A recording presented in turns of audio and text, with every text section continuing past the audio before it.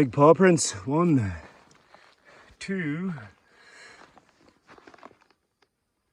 3, 4. Going the whole way along here. And they're fresh. Fresh as mustard. He'll be lingering around here somewhere.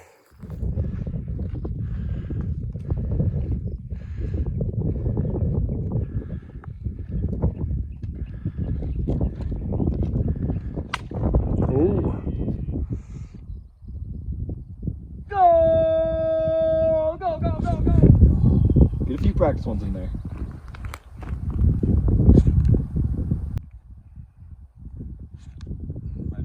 I got it. I won't disappoint.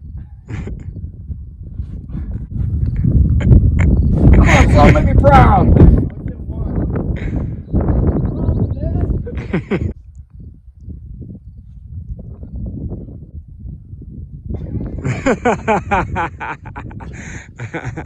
Well, that's us. We're officially well and truly well out of the Gila. And that hike will go down definitely in my top 10 favourite hikes of all time.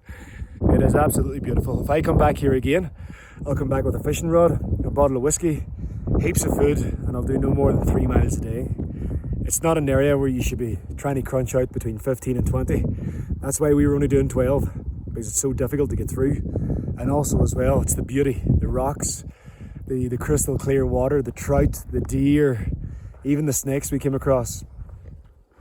And it's actually brought me now to telling the first story about my cousin Eugene.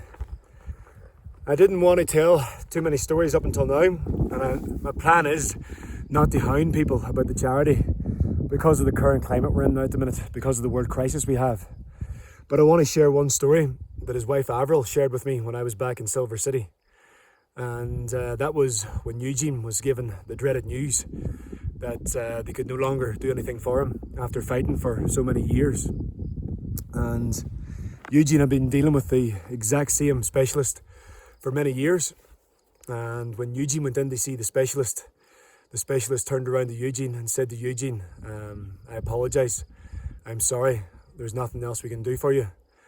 And Eugene's response, and I still can't believe he came out with this, he says, don't be sorry. He said, I am the lucky one. He said, I have lived, I have loved, and I have been loved. How does any man come out with a response like that? Like these cancer patients. Like I didn't realise until I started doing this trail that I started looking into it. What these people go through, all they ask for is just one chance at life. And I guarantee if I could speak to Eugene now, he would give anything just to spend another 5 minutes with his family. Like these people, if you asked any cancer patient, all they want is just to live. Just to live. And that's what I hope people can see. Even if it's £1, €1 or $1, see what I'm doing. See what I'm doing for these people. We're saving lives together. Like Eugene, what he came out with, that could be your brother, that could be your sister, that could be your mother, your father, your cousin, your friend, your uncle, your auntie. Cancer could come knock on your door someday. The vast majority of families now are all touched by it.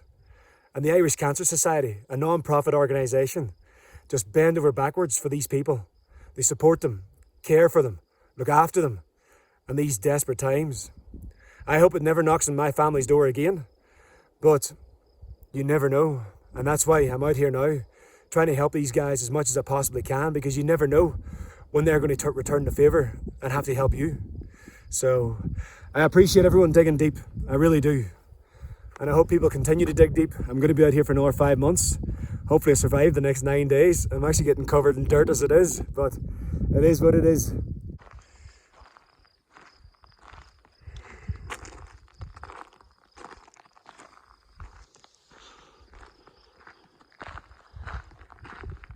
And we're back on the roads.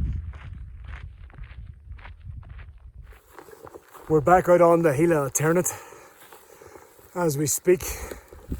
We had a quick pit stop at Snow Lake, so we had to backtrack down the trail roughly about a mile. But luckily enough, we met these two brothers from Missouri who were heading the same direction for the same reason, to pick up some water. So we jumped on the side of their truck and they took us down that extra mile that we had to U-turn because no one likes going the opposite direction.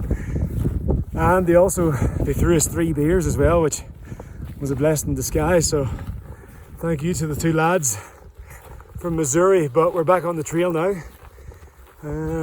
As you can see, very exposed.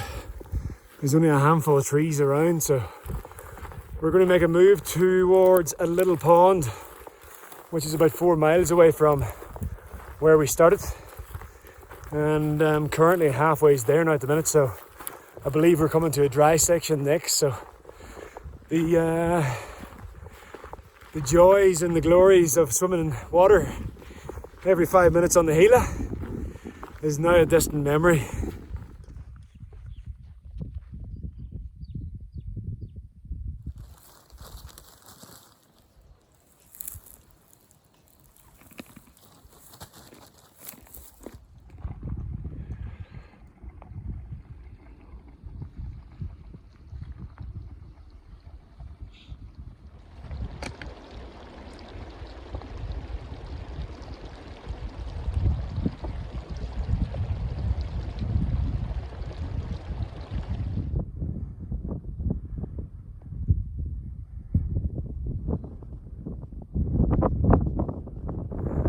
Unbelievable up here.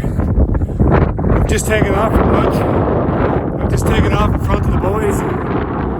We just had lunch beside the pond and check out these for views. Incredible! Ah. Woo!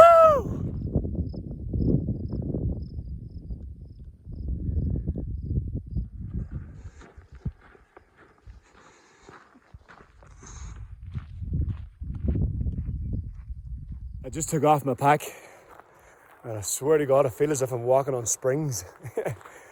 My shoulders are all loose now because I had the pack on me basically the whole 4.5 miles. And that was a beautiful hike. So I'm going to go and scout out a different area that's away from the trails because I don't want no bear coming in and licking the side of my face tonight. I already had to deal with mosquitoes last night, so I just want a peaceful night. I've just arrived to where I think we're going to be nesting tonight, so it's a little bit exposed, but we've got a gravel road walk tomorrow and we're going to try and do it early in the morning. It's about a 20-mile walk, so try and do it when the sun isn't cooking the top of your forehead. So that's the plan anyway. I hiked out 6.5 litres worth of water, which was a little bit of a struggle, but the views actually took the pain away. So walking across them big plains was incredible. There was elk poop everywhere, but I didn't see any elk. So hopefully, fingers crossed, tomorrow might catch a glimpse of the big animal. So the rain is sort of slowly trickling in. The wind is picking up, so I might actually sleep in my tent tonight, saying I didn't get much sleep last night. But today was beautiful. It was a beautiful walk up through the canyon earlier on before we got to the pond. And then when I got up to the top of the plains, I got the drone out for a go. And I accidentally crashed the drone. So I'm going to have to get my sister to send me out the spare impellers that I have back in Flagstaff. So believe you me, I cursed myself up and down. Stupidly, I flew the drone into a rock. So my own fault. I wasn't paying attention.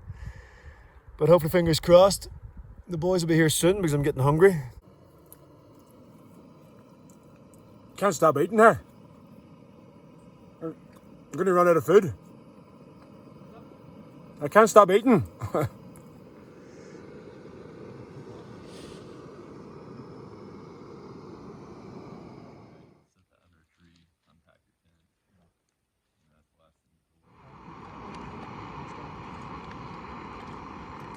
does MSR stand for?